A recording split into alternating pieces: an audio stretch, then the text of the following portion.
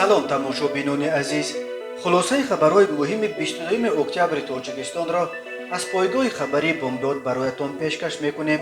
шурӯъ мекунем аз як нигоҳи кӯтоҳ ба сархати хабари муҳими рӯз дар ин барнома.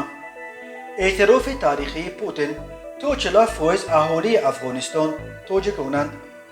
генерал Саламшоҳ Муҳаббатовро ба қаламрави Русия роҳ надоданд. хуш омадед, хушклиб зист. Москва забонҳои тоҷикию ӯзбекиро ёд мегирад. шарҳи расмии вазорати корҳои дохила: бозори баракат барои чӣ оташ гирифт. сӯхтор даҳо муҳоҷири тоҷикро дар Москва аз ҷои хоб маҳрум кард. ҳушдор аз ҳавои номусоиди рӯзҳои 22 ва 23 октябр. ҳалокати пирзани 85сола дар зери чархи Хундай Портер. дуздии 3 зардевор аз корхонаи Қуму Шағал дар Лучоб. ситораи Ҳолливуд Алек Болдуин тасодуфан наворбардору коргардонро паронидааст. ва акнун тафсилоти хабарҳо.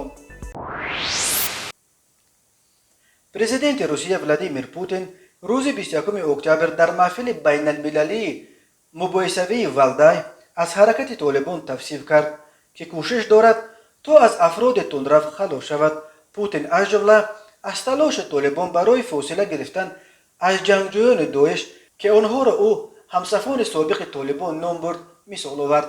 Путин ҳамчунин ҳаракати Толибонро ҳаракати мардуми пуштун номид ва гуфт, онҳо бояд бо халқҳои дигари Афғонистон забон биёбанд. барои мисол онҳо бояд бо тоҷикҳо забон биёбанд, чунки тоҷикҳо бино ба ҳисобҳои гуногун аз 40 то 40% аҳолии Афғонистонро ташкил медиҳанд. охир ин хеле зиёд аст. дуруст аст, он ҷо боз ӯзбекҳо ҳастанд, ҳазораҳо ҳастанд. бале, дар ҳукумати ташкилкардаи Толибон намояндагони халқҳои дигар ҳам ҳастанд, вале онҳо дар мақоми аввал нестанд. вале ин мардум дар низоми идораи кишварашон мақомҳои муҳим мехоҳанд, гуфт Путин. ӯ ба ин тартиб нахустин раҳбари Русия аст, ки дар сатҳи расмӣ эътироф кард, ки тоҷикони Афғонистон то 40% аҳолии ин кишварро ташкил медиҳанд. аз ин қабл раиси ҷумҳури Тоҷикистон Эмомалӣ Раҳмон низ шумораи тоҷикони Афғонистонро 46% баршумурда гуфт, агар дар ҳукумати ояндаи Кобул ба ақалиятҳои қавмии он кишвар ба вижа ба тоҷикҳо ҷойгоҳи шоиста дода нашавад, душанбе ҳукумати Толибонро эътироф намекунад. рӯзи 20 октябр дар Москва дар нишасти махсуси Афғонистон Абдусалом Анафӣ, муовини сарвазири аморати исломӣ, ки Толибон эълон кардааст, ҳукумати сохтаашро фарогир номида ва гуфт, ки он ҷавобгӯи тақозои ҷомеаи байналмилалист. аммо Сергей Лавров, вазири хориҷаи Русия, бори дигар ба аҳамияти ташкили ҳукумати фарогир ва аз байн бурдани ҳамаи гуна манбаи таъдид ба кишварҳои ҳамсоя, бахусус ба Тоҷикистон, ки шарики стратегии Русия дар минтақа ба шумор меравад, таъкид кард ва гуфт, Толибон бояд дар ин масъала зиракӣ нишон бидиҳанд. намоиши чунин зиракӣ метавонист сабақи хубе барои онҳое шавад, ки ба хотири ғаразҳои шахсии худ манфиатҳои миллиро пушти по зада, мардуми худро амалан ба ҳукми тақдир партофта рафтанд, гуфт Лавров. ӯ зоҳиран президенти қаблии Афғонистон Ашраф Ғаниро дар назар дошт, ки моҳи август дар пайи тасарруфи кишвараш аз сӯи Толибон ва ба Кобул наздик шудани онҳо чанд чархболро пур аз пул карду аз кишвар гурехт. гуфта мешуд, ки Ғанӣ бо $169 миллион пули нақд фирор кардааст, то зиндагиашро дар ягон кишвари дигар аз сифр шурӯъ кунад. дақиқтараш аз 6 сифр. генерал Саламшоҳ Муҳаббатов, паҳлавони маъруф ва фармондеҳи собиқи мухолифинро, ки бо корҳои шахсияш аз душанбе ба Москва омада буд, рӯзи 21 октябр дар фурудгоҳи Москва иҷозати вуруд ба қаламрави Русия надоданд. бино ба иттилои дарёфтӣ, генерал Саламшоҳ то соли 2025 ҳаққи вуруд ба марзи Русияро надоштааст, яъне ӯро ба кадом далели ҳанӯз номаълуме запрет заданд. ин хабарро се манбаи гуногун наздик ба Саламшоҳ Муҳаббатов ба пойгоҳи хабари бомдод тасдиқ карданд. ба гуфтаи яке аз онҳо, генерал Саламшоҳ аз фурудгоҳ берун баромадан натавонист ва бо парвози рӯзи 22 октябр ба Душанбе бармегардад. генерал майор Саламшоҳ Муҳаббатов 11 ноябри соли 1960 дар ноҳияи Ванҷи вилояти Мухтори Кӯҳистони Бадахшон ба дунё омада, донишкадаи кишоварзии Тоҷикистонро хатм кардааст. Саламшоҳ Муҳаббатов дар даврони шӯравӣ қаҳрамони Тоҷикистон در نوعهای گوشتین дзودو، سامبو و گوشتین توجیکی بود. سلامشاه محبتوف امین طور در بین سابقه‌داران در گوشتین дзودو یک مرتبه و در گوشتین سامبو 2 مرتبه قهرمان جهان شده است. سلامشاه محبتوف از فرماندهان ارشد اتحاد نیروهای مخالفین در جبهه بدخشان به شمار می رفت. بعد امضای سازشنامه صلح، محبتوف 3 آگوست سال 1998 بر اساس سهمیه 3 فایزه مخالفین رئیس کمیته نفت و گاز حکومت تاجیکستان تعیین شد و تا 17 اپریل سال 2001 در این مقام کار کرد. سلامشاه محبتوف از سال 2001 تا 2004 مدیر کل شرکت واحد دولتی تاجیک نفت و گاز و از سال 2004 مدیر کل شرکت واحد دولتی سیاحی بود. سلامشاه محبتوف همچنین تا سال 2017 رئیس فدراسیون گوشتین آزاد و یونانی و رومی تاجیکستان بود. سلامشاه محبتوف بعد ترک منصب و مقامهایش سالهای اخیر اساساً در زادگاهش نویه ونج به سر میبرد. او در منطقه بدخشان بخصوص در ونج و درواز همچنان از آبروی و نفوذ زیاد برخوردار میباشد.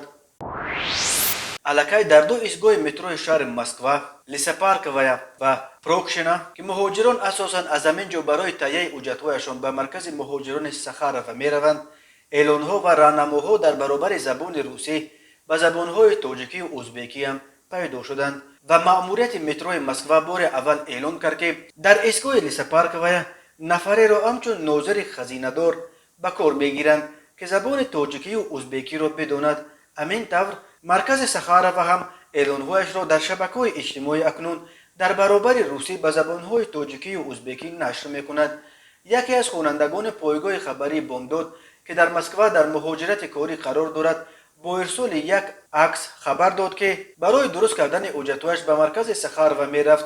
در راه دید که در ایستگاه مترو پروکشنا هم اعلان‌ها و راهنماها را در برابر زبان روسی به زبان تاجیکی و ازبکی هم نصب کردند. قبلا چنین اعلان و راهنماها را در ایستگاه لیسپارکویا در برابر روسی به تاجیکی و ازبکی نیز نصب کرده بودند. مهاجران اساساً از همین 2 ایستگاه لیسپارکویا و پروکشنا برای گرفتن پتنت و تمدید حجت‌های خود به مرکز مهاجران سخاروو می‌روند. این بزرگترین مرکز تهیه اسناد برای زندگی و کار و فعالیت مهاجران کاری در شهر مسکو میباشد و طور در آخرین اعلان آن از مهاجران دعوت شده است از 1 نوامبر سال 2021 برای به رسمیت ضروری پتنت که به شما حقوق فعالیت مهنتی را در حدود ولایت مسکو می‌دهد به مرکز بسیار ساحوی مهاجرت مرکزی سخاروو مراجعت نمایید. مرکز سخاروو این اعلان را در صفحه‌اش در شبکه‌های اجتماعی نه فقط به روسی بلکه به زبان‌های تاجیکی و ازبکی هم نشر کرده است. مأموریت متروپولیتن مسکو بازم فراتر رفته روز 20 اکتبر در سامانه جستجوی کار اعلان درباره استخدام ناظر خزینه‌دار برای ایستگاه لیسپارکویا نشر کرد.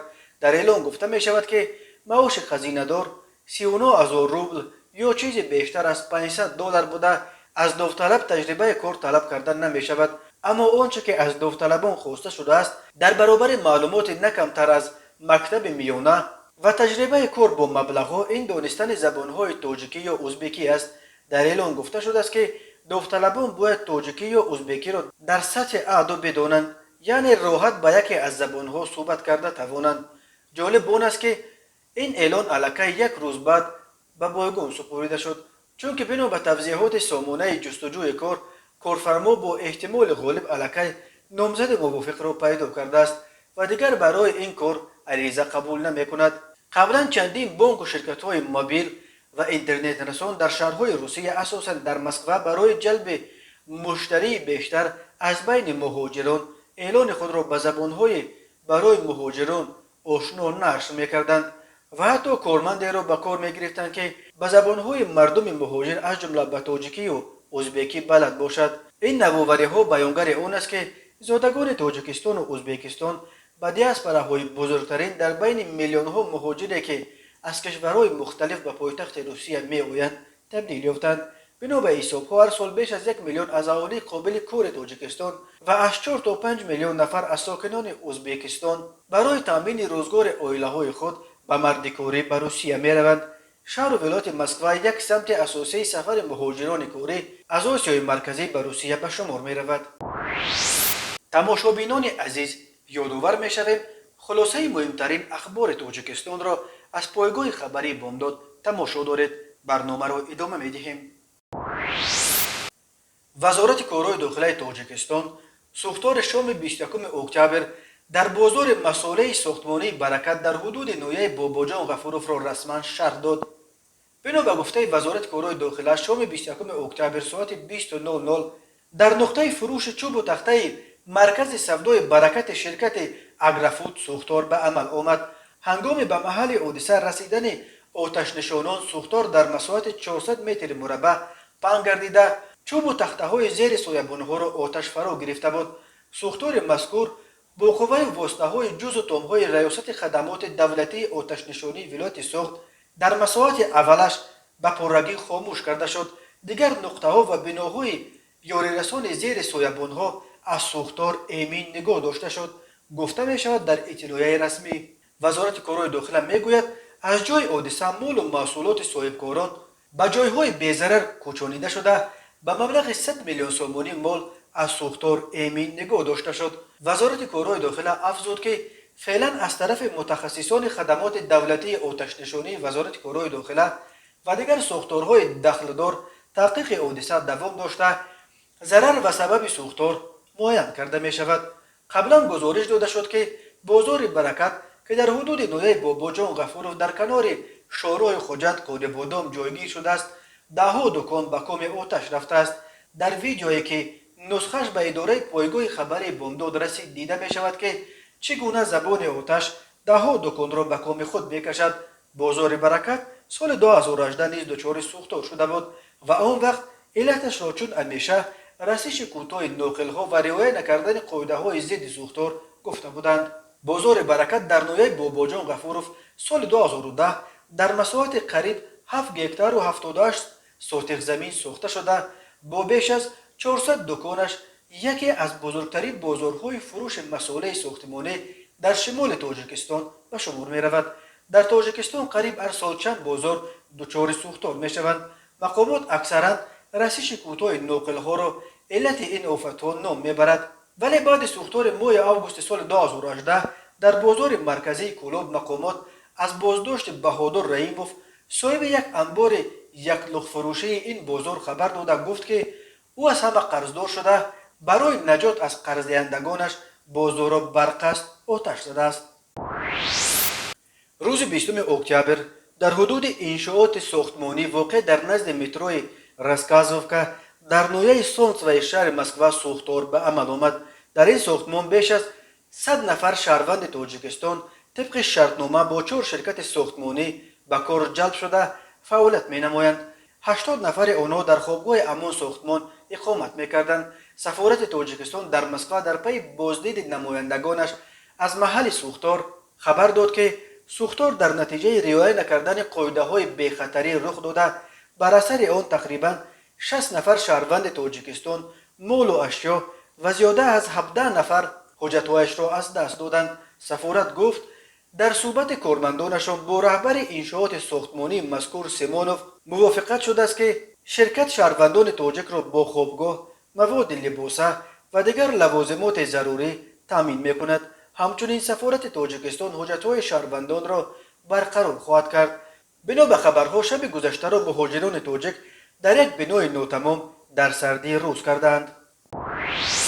کمیته حالتهای فوق‌العاده تاجیکستان با استناد به اگنتی هواشناسی کشور به توجه ساکنان و مهمانان جمهوری می‌رساند که شبانه روز آینده در وادی‌ها باران و در ناحیه‌های کوهی در بلندی‌های بیش از 2000 متر برف تر و در بعضی از این مناطق برف شدید می‌بارد.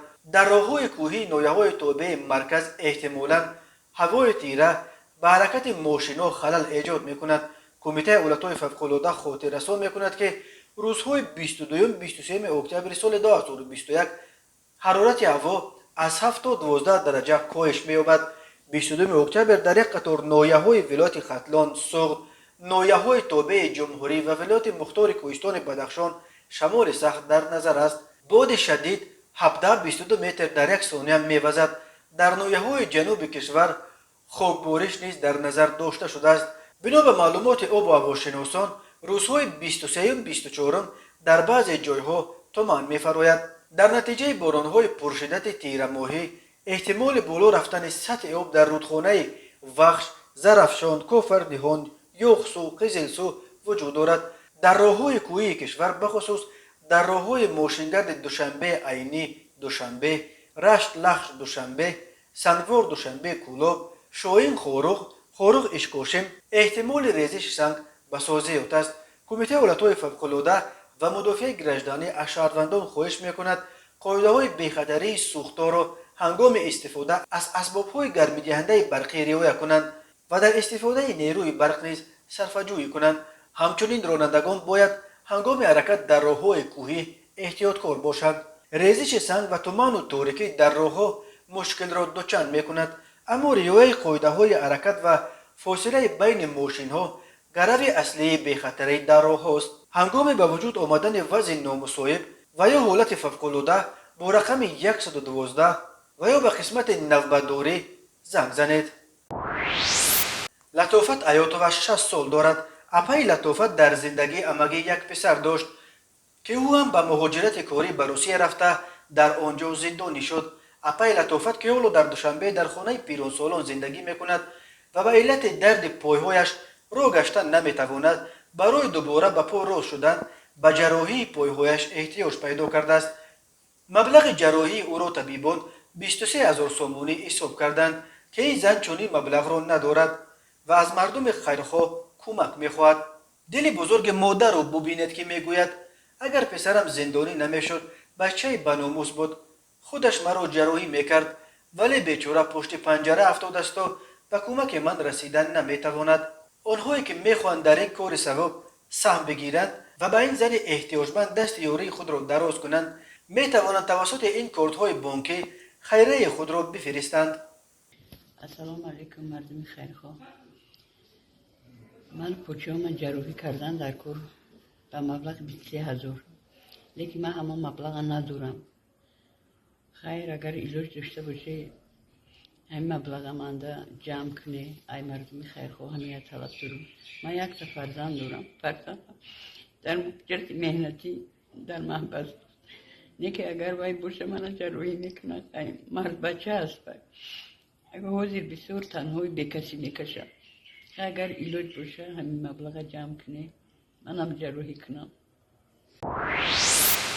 هنرپیشه شناخته سینمای امریکا الک بالدوین هنگام نوارگیری فیلم نو زنگار که در نزدیکی شهر سانتافه در ایالت نیو مکزیکو تصادفاً نواربردار 42 ساله زاده اوکراین گالینا خاچینس و کارگردان فیلم جوئل سیوز را پرانده است. زخم سیوز سبکتر است. او را با زخم تیر در ناحیه کتفش در بیمارخانه بستری کردند.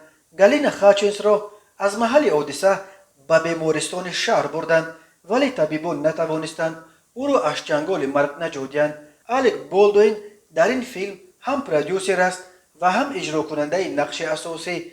بنا به خبرها پیستولتی که او در نوارگیری فیلم استفاده می‌برد باید با تیرهای خالی مسلح کرده میشد، ولی به کدام دلیل هنوز ناروشن پیستولت را با تیرهای جنگی پر کردند. الک بالدوین نافهمیده از پیستولت تیر خالی کرده نواربردار و کارگردان را زخمی کرده است. سبب با تیرهای جنگی پر کردن پیستولت و چرا آن دو نفر را هدف گرفتن الک بالدوین هنوز ناروشن باقی میماند. و حالا یک مرور کوتاه و اخبار کریمینالی و حادثه های ناخوش روز.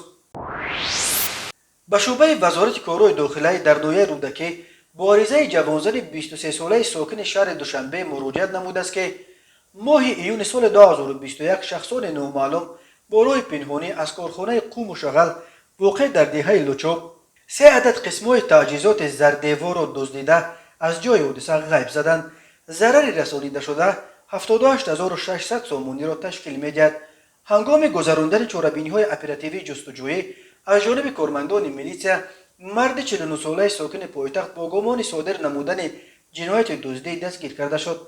همین طریق به شعبه وزارت کارهای داخلی در ناحیه واسع با عریضه زن 45 ساله ساکن همین ناحیه مراجعت نموده است که شب 16 به 17 اکتبر سال 2021 تقریباً ساعت 0:03 دقیقه شخصان نامعلوم با راه پنهانی به خانه استقامتیش در آمده از داخل جزدان جواهرات گوناگون طلایی و نقرگی را دزدیده از جای حادثه غیب زدند. ضرر رسانیده شده 9100 سامانه را تشکیل می‌دهد. هنگام گذراندن چاره‌بینی‌های اپراتیوی جستجویی از جانب کارمندان میلیسیا، جوان 21 ساله ساکن ناحیه ذکر گردیده با گمان صادر نمودن جنایت دزدی دستگیر کرده شد.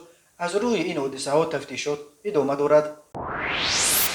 مرکز مطبوعات وزارت کارهای داخلی تاجیکستان خبر داد که روز 21 اکتبر یک زن 85 ساله ساکن ناحیه جامی در حدود ناحیه خراسان زیر چرخ ماشین جان باخته است.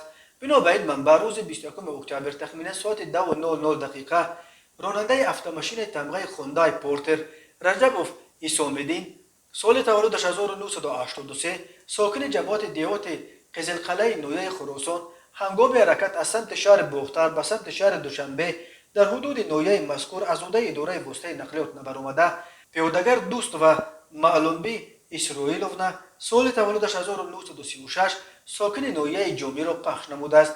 در نتیجه نام برده جراحت وزن جسمانی برداشته هنگام به بیمارخانه دسترس نمودن در راه به هلاکت رسیده است. از روی این حادثه تحقیقات ادامه دارد. وزارت کارهای داخلی قبلا خبر داد که روزهای 19 و 20 اکتبر نیز در دو صدمه در فیض‌آباد و کون بادام 2 نفر به هلاکت رسیدند. هر سال بر اثر صدمه ها در راههای تاجیکستان 100 نفر هلاک یا مجروح می شوند. از جمله سال 2020 بر اثر صدمه ها در راههای تاجیکستان 375 نفر به هلاکت رسیده بیش از 1200 نفر معیوب شدند. در نیمه اول سال 2021 در راههای تاجیکستان 151 نفر در صدمه های نقلیاتی جان باختند. تماشابینان عزیز و گرامی، این بود مرور به خلاصه چند خبر مهم امروز تاجیکستان. خبر و گزارش های بیشتر از تاجیکستان و درباره تاجیکستان و اطراف آن را در سامانه پایگاه خبری بامداد در این نشانه پیگیری نمایید: www.bamdad.com. خوش باشید.